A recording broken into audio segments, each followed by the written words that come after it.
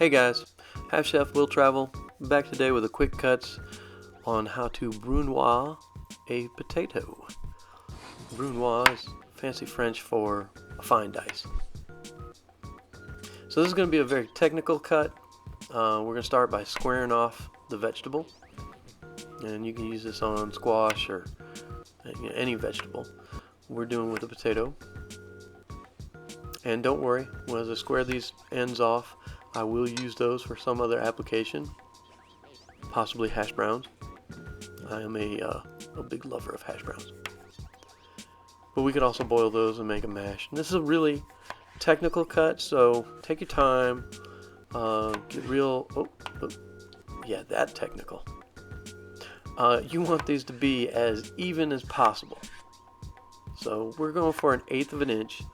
In French, when you're dealing with a potato, that's an allumette cut, matchsticks. If it's any other vegetable than a potato, it's a julienne. And just keep them as even as you possibly can.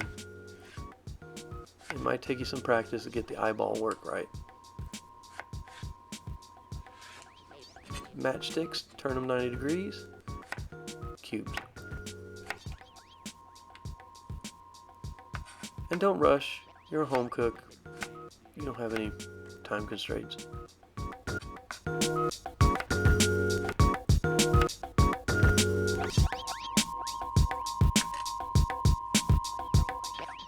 And they may not be perfect, but they're really close. So these will cook evenly and they'll look super fancy. Usually you cut vegetables like this for consommes, clear broth soups, that kind of thing, where you can see how well they've been cut, how evenly. We're just going to finish it up here, and that's your fine dice. About 1/8 of an inch cubes, good for whatever you want to use it for. Brunoise, fancy French word for the day.